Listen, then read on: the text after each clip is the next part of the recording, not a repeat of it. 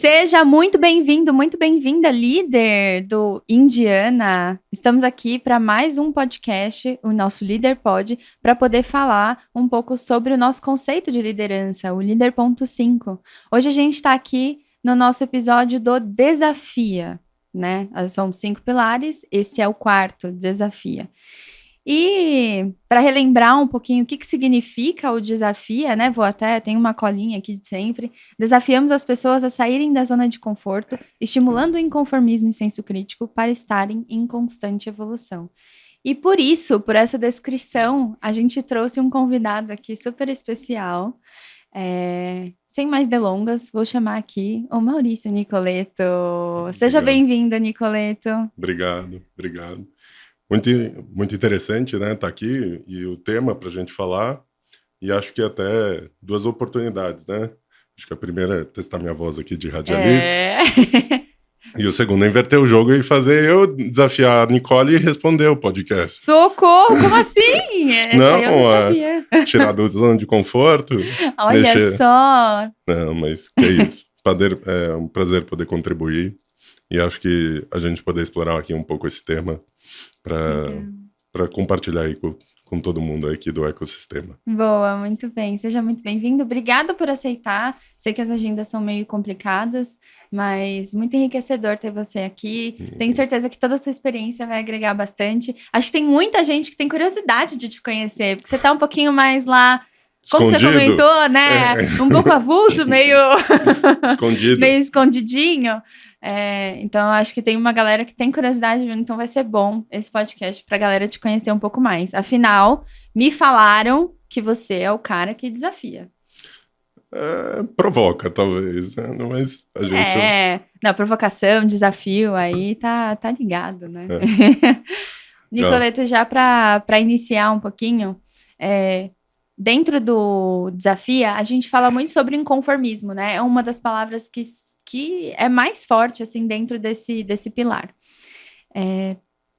Fazer acontecer, fazer com que as pessoas saiam da zona de conforto, né? Faz parte desse pilar. E eu queria saber de você, assim, em relação ao desafio. Qual que é a importância de desafiar um time como líder? Eu acho que, do ponto de vista de desafiar o time, ele vem de uma palavra que é excelência, né? E para mim tem um paralelo muito forte com esportes, assim, né? Então, um esportista de excelência, ele é constantemente desafiado a se evoluir, a melhorar, a aumentar a performance dele, seja ganhar 1 segundo na corrida, seja pular 1 centímetro mais alto no basquete. Verdade. Então, se você quer ter um time que ele é excelente, você nunca pode deixar de desafiar esse time. Só que é importante, dentro do processo de desafiar, entender a pessoa, o que é cada um do seu time, né? Então, de novo, da mesma forma que é do esporte, não adianta você querer desafiar alguém que não tem um biotipo para o atletismo a correr mais rápido, né? Não adianta você querer desafiar alguém que não tem altura a jogar basquete, né? Então é importante entender tanto as características do seu time e para onde você tem que desafiá-lo para esse time ser cada vez melhor, né? Então eu acho que o desafiar é muito na busca pela excelência. Sensacional. Acho que tem o lance do inconformismo, tem o lance da excelência, até os mínimos detalhes, né? A gente traz um pouco sobre isso no pilar. E para você, por que você acha que você... O que te faz referência nesse pilar? Talvez porque eu não tenho papas na língua, né?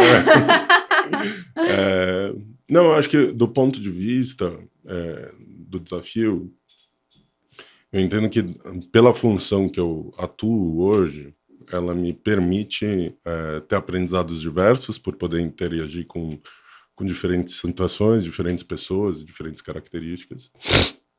E isso combinado com um pouco da minha percepção de negócio, da minha percepção de pessoas, me permite muitas vezes fazer essas colocações, esses desafios e essas provocações para o contexto que aquela pessoa tá envolvida.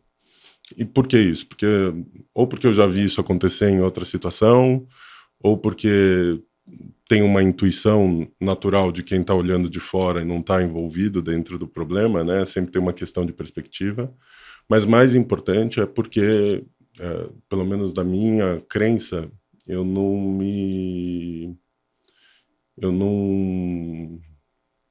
Como é que eu posso dizer? Eu me permito a falar isso diretamente para as pessoas. Né? Então, eu não me privo de dar minha visão e minha opinião para as pessoas, sempre buscando, obviamente, da forma correta, do momento correto, mas sempre assumindo um risco de como o outro vai interpretar.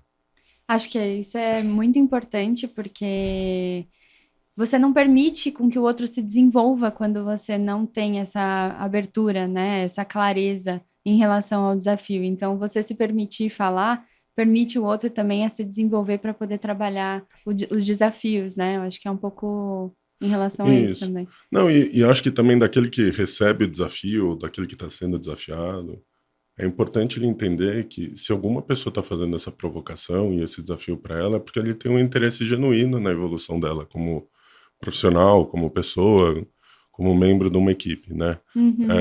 A gente sempre olha... É engraçado, assim, né? A gente muitas vezes leva para o lado do negativo as coisas, né? Ou do lado do pessimismo, ao invés de encarar isso com otimismo ou como um presente. Você sendo desafiado, você recebendo um feedback, ou você sendo colocado numa situação de desconforto, é porque quem está te colocando isso, muito provavelmente acredita em você e quer ver você evoluir, né? Porque é tão mais simples deixar de lado, né? Deixar ali, passar atividade por e-mail e não dar atenção. Ou você fazer mesmo, né? Então, assim, acho que o grande ponto da liderança quando desafia é que ela está querendo realmente que a sua equipe evolua, né? Total. E você lembra de algum exemplo, assim, que você desafiou o time e depois de um tempo alguém veio te reconhecer por esse desafio ou agradecer mesmo, porque isso acabou realmente desenvolvendo ela? Putz, acho que tem um evento que para mim é muito marcante como um todo, onde eu me impus um desafio e junto impus um desafio no time. Mas que não tem muito a ver com o ecossistema, né? Acho que até poucos me conhecem, mas na minha vida anterior aqui, eu trabalhava para um outro fundo que era investidor numa rede de hospital veterinário. Olha! Então, quem gosta de cachorro, gato... eu gosto. A gente estava construindo... A tese era construir o Einstein da veterinária, né? Acho que a gente foi bem sucedido. Hoje a rede chama PetCare. Mas eu entrei quando estava começando a expansão, quando eu ia fazer a segunda unidade, tinha uma unidade no Morumbi há 20 anos, ia fazer a segunda unidade, e eu entrei com um time pronto, né? Então eu tinha um engenheiro fazendo a obra, tinha um eletricista fazendo não sei o que lá, tinha não sei o que lá, não sei o que lá, e foram 9 meses de construção para fazer isso. E aquilo me doía, né? Porque eu sou financeiro, então construção é fluxo de caixa negativo e não positivo. Nossa, eu não sabia que você era financeiro. Não? Curiosidades. Bicho, já fui tudo nessa vida. É mesmo? Até administrador de hospital veterinário. Veja bem. E aí, quando a gente fez a primeira unidade, foi super ok, assim, mas foram 9 meses. Quando foi fazer a segunda unidade, eu falei... Pode falar palavrão, não? Pode. Nem fudendo. Falei, não quero esse engenheiro aqui, tira esse cara daqui, vou contratar um gerente de projeto.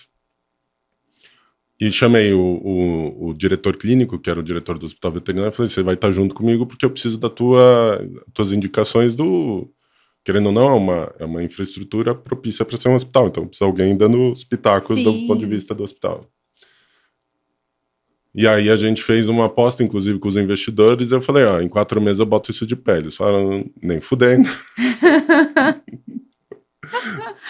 E foi isso, a gente fez em 4 meses, né? Caramba, tinha dado 9, foi para 4 meses. 4 meses, fizemos 4 meses, uma obra com 30% a menos do investimento. Nossa.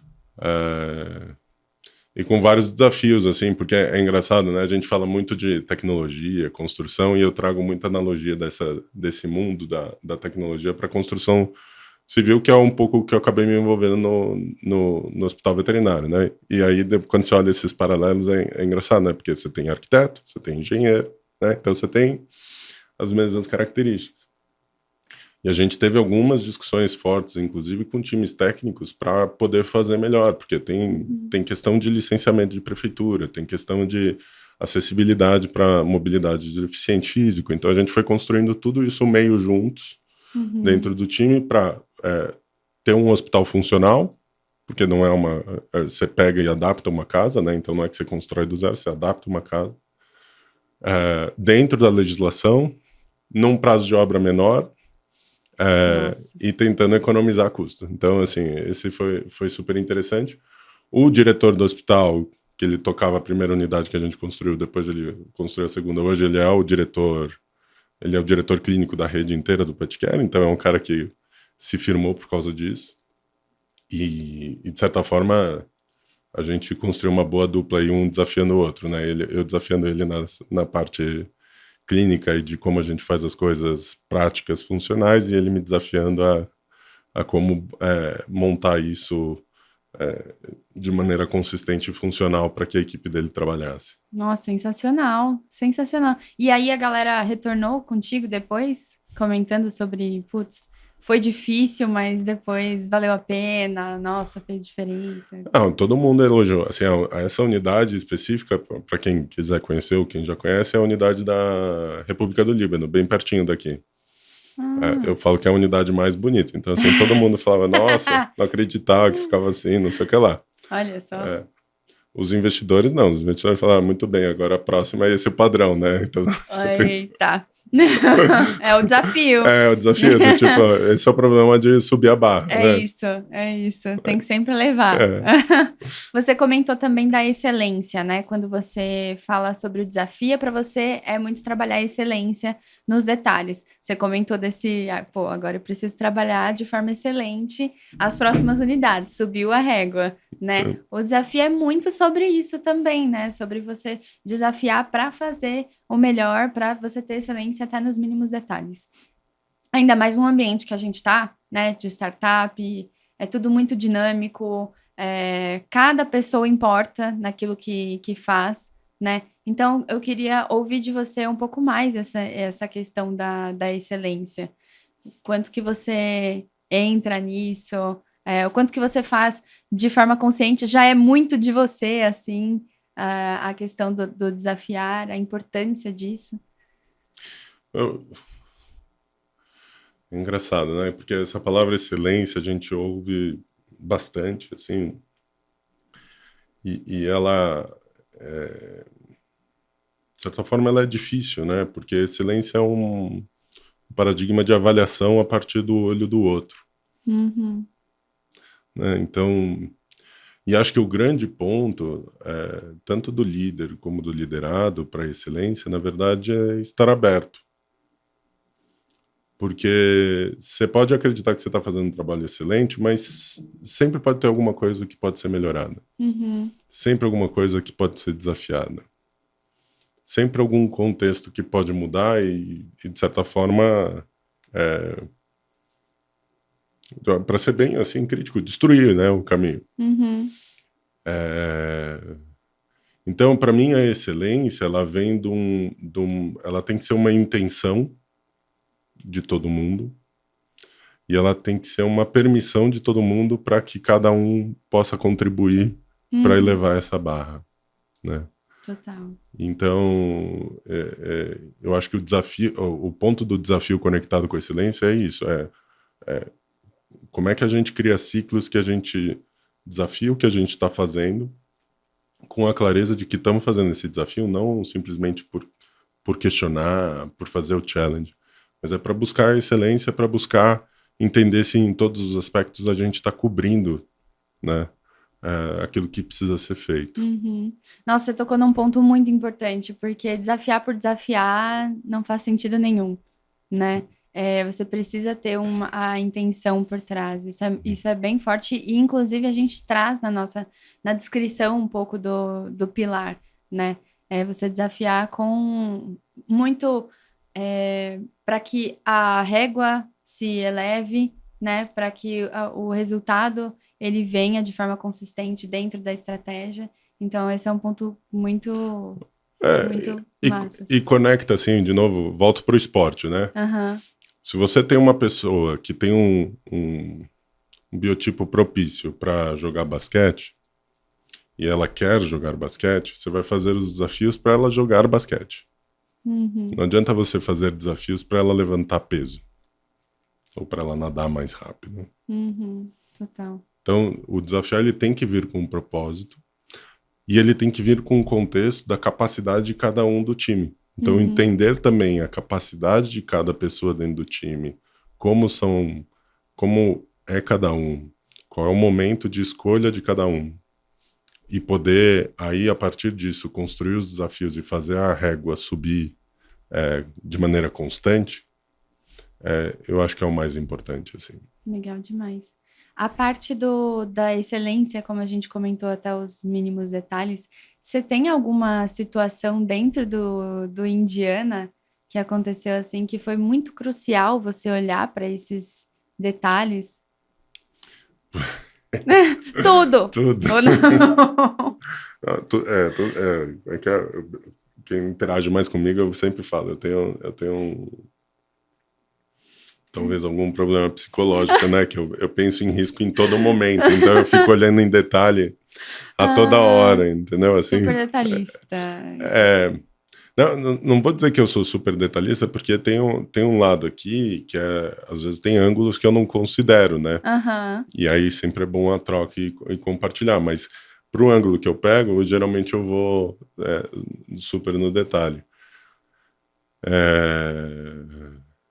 E aí, eu acho que do meu ponto, do papel que eu faço, geralmente isso está envolvido nos contratos, né? Como eu cuido dos investimentos e não só das empresas controladas, mas o que o Indiano investe, principalmente em outras startups, acho que contrato é onde você tem que ir no detalhe, porque a gente constrói contrato para não ser usado, né? Mas quando precisa ser usado é porque a relação já está tão ruim e você precisa estar com tudo ali muito bem estruturado.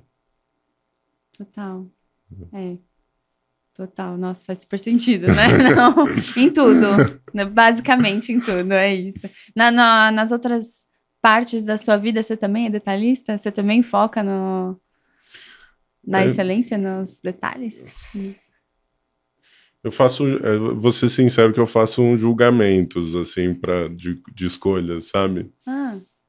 Porque senão torna tudo muito difícil. Então, assim, eu tenho coisas que eu escolho ser detalhista, né? Principalmente aquelas que podem me gerar um prejuízo maior do que eu espero. Mas tem coisas que daí eu simplesmente ou eu delego para minha esposa ou eu deixo o problema acontecer e depois eu resolvo. Não dá para ser mais fácil. Senão eu ficaria louco, para ser sincero. É isso. Não dá para ser super-herói, né? Se olhar para tudo é difícil. Eu acho que é muito bom esse tema do detalhe. Eu acho que é muito importante a questão do momento de olhar e a frequência de olhar, né? Então, às vezes, para temas complicados, é importante gastar tempo, ir no detalhe aquela vez, resolver e depois deixar isso perdurar, né?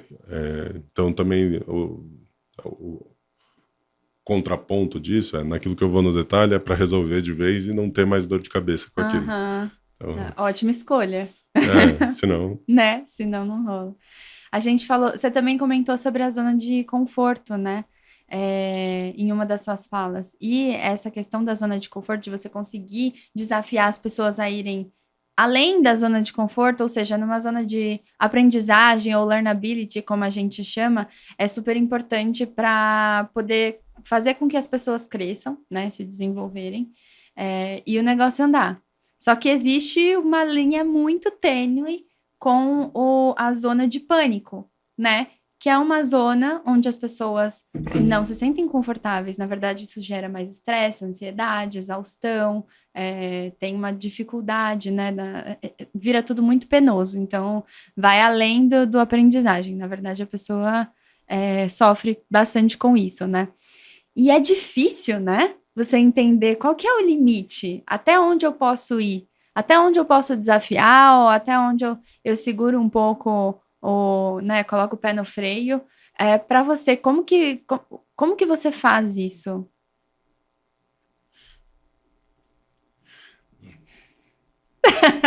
Achei que eu não ia ser desafiado aqui no podcast, mas vamos tentar tá responder vendo? isso. Provando do próprio remédio, aquelas, né? Não, Brincadeira. eu acho que tem duas coisas aqui, eu acho que tem duas Uhum. crenças do meu lado, tá? A primeira crença é que você nunca vai saber a linha do outro. Uhum. E aí, na questão do desafio para formar um time melhor, eu prefiro correr o risco do excesso do que o risco do não desenvolver o time. Uhum. Só que isso pode gerar estresse nas pessoas e pode gerar efeitos ruins para os outros. E aí vem a outra crença, que é você precisa construir arquitetura de pessoas dentro da organização para ter essas redes de proteção. E aí o papel que a gente chama de RH, ou people, ele para mim é muito importante, porque na minha crença, precisa ter essa atuação combinada entre liderança e a área de people. Né? Para justamente você achar os equilíbrios. Né? Então, e volto de novo para o esporte, né? Então, você tem no esporte, você tem comissões técnicas. Tem o cara que ajuda o cara a ganhar mais explosão, mais carga muscular, tem o cara que faz a tática, tem muitas vezes psicólogo envolvido dentro da comissão técnica. Então, isso é uma arquitetura de time de gestão para fazer um time evoluir. E aí o papel do líder não é atuar em cada um desses papéis, não é ser excelente em cada um desses papéis, mas é ele entender aonde ele é excelente e aonde ele não é, ele contrata. Né? Eu tive um chefe uma vez que me falou isso, né? Falou, cara, foca no que você é excelente, mas saiba aquilo que você não é excelente e contrata. Contratar não é contratar uma consultoria, não é nada disso, faz um combinado. Quem é a pessoa que vai te cobrir nesse aspecto? Quem é que vai te ajudar nesse ponto?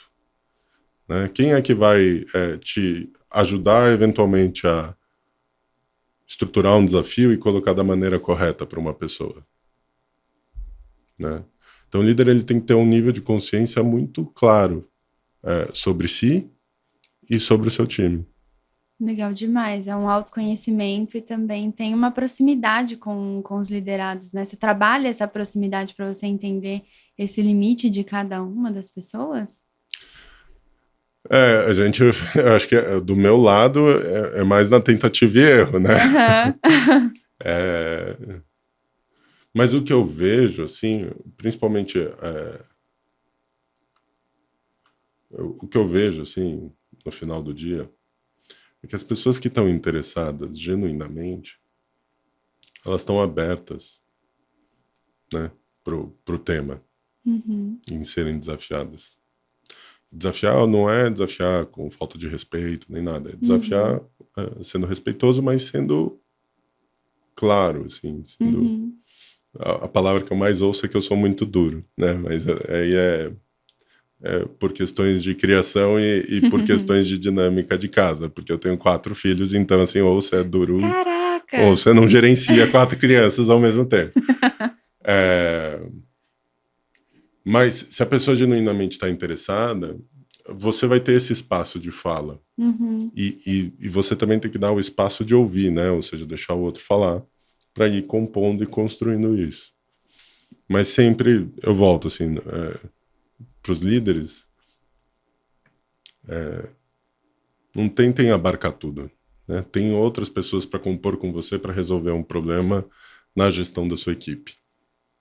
Isso é a importância de você ter um trabalho em conjunto, colaborativo, né? Sim. Que muita gente acaba não focando nisso. Deixa eu fazer o meu aqui, né? Então, existe essa complementaridade que precisa fazer. Muito, muito bom. Mas você já foi desafiado, no sentido de chegar até a sua zona de pânico? Acho Você que, lembra? acho que toda hora. É mesmo? É, Aí é um sofrimento. um Mas so... na zona de aprendizagem que é difícil ou na zona de pânico mesmo, onde você tá, tipo... Putz, é que, assim, eu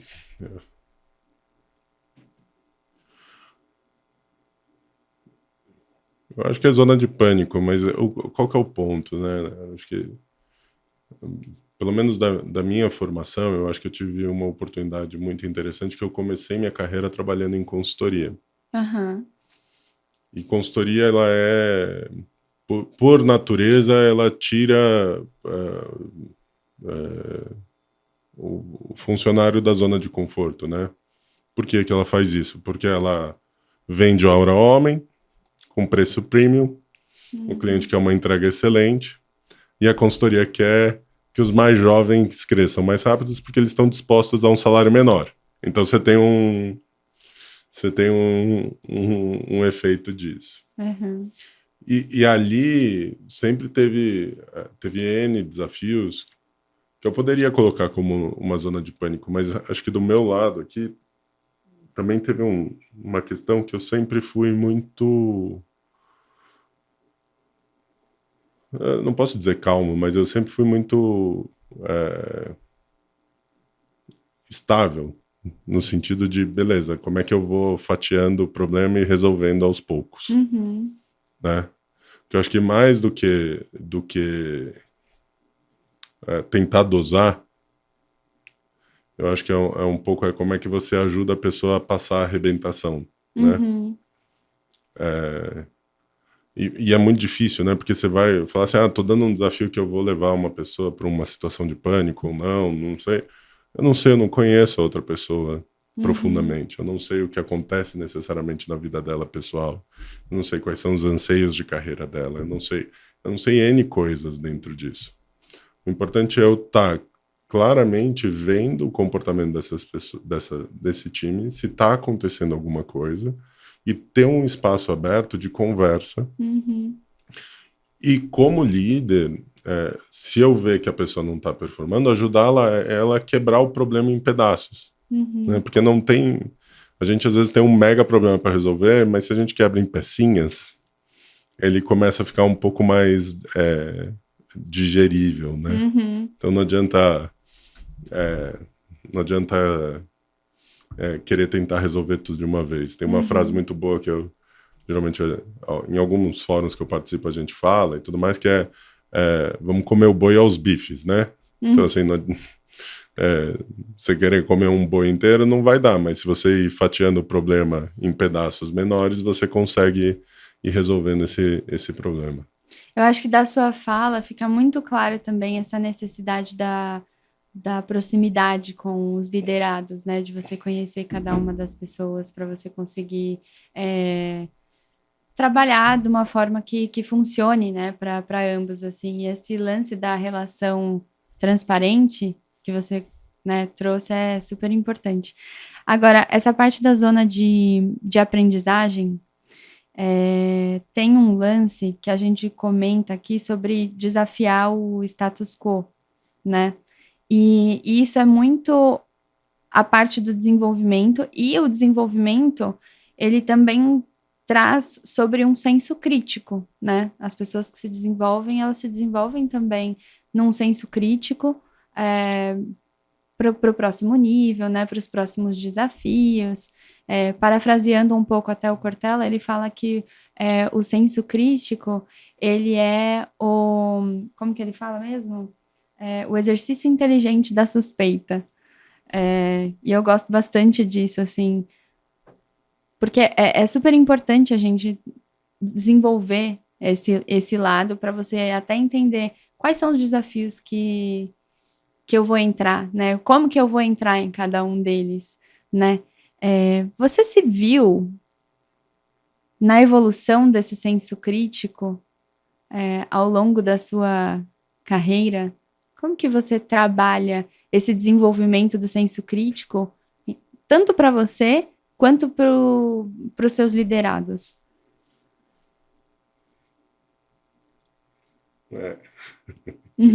Só perguntas fáceis hoje. Vamos lá. Acho que tem duas coisas, assim.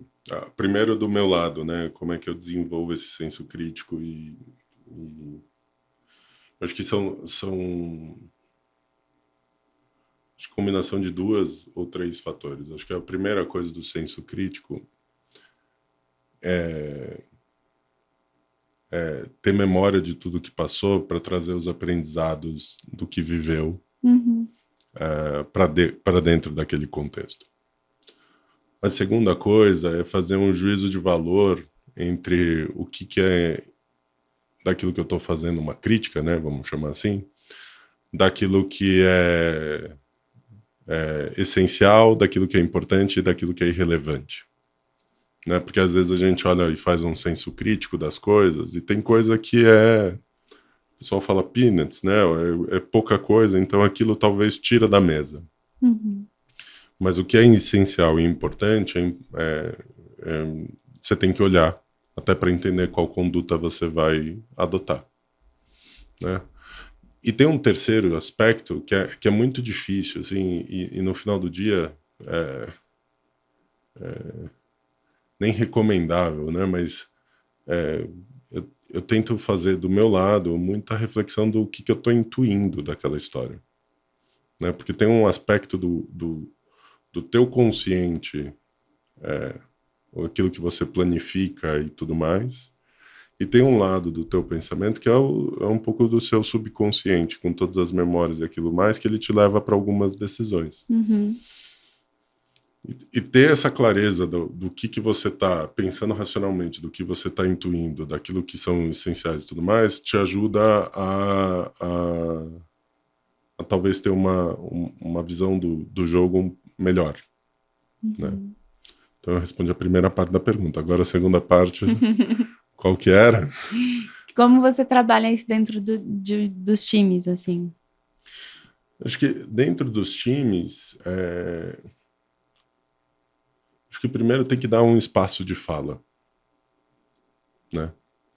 Então, questionar, perguntar, ver qual que é a reação das pessoas, o que eles estão falando. Acho que também tem um outro lado que é entender o contexto, né? Muitas vezes você dá o espaço de fala e a pessoa não quer falar.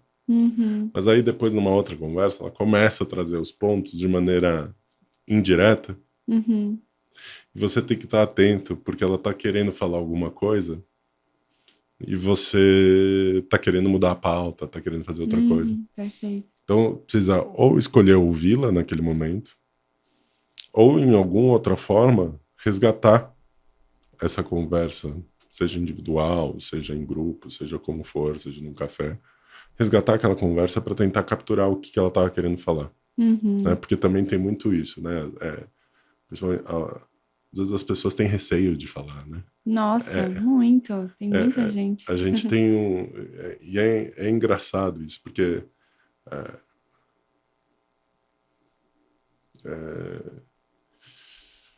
a gente tem um receio de falar e aí a gente deixa as coisas erradas acontecerem simplesmente porque a gente não quis incomodar uma pessoa, incomodar o outro.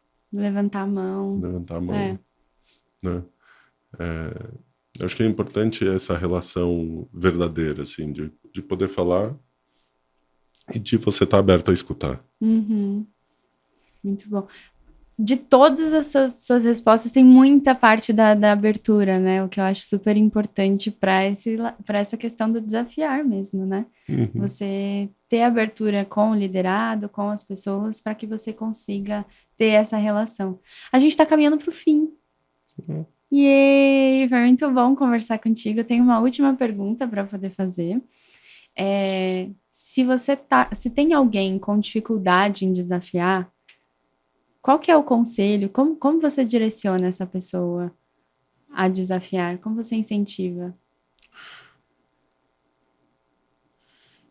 Eu acho que o maior incentivo para essa pessoa é fazer uma pergunta, assim, o que você escolhe? Né? Você escolhe ter uma atitude, desafiar o seu time e ter um time de excelentes, ou ficar do jeito que tá e ter um time mediano? Porque no final do dia, liderança é uma escolha. Né? Então, o líder tem que ter clareza dessa escolha que ele está tomando. Total. É ele também sair da zona de conforto, né? É desafiar o status quo. Ele tem que escolher o que ele quer. Porque ter um time que você desafia constantemente, essas pessoas evoluem. E é difícil.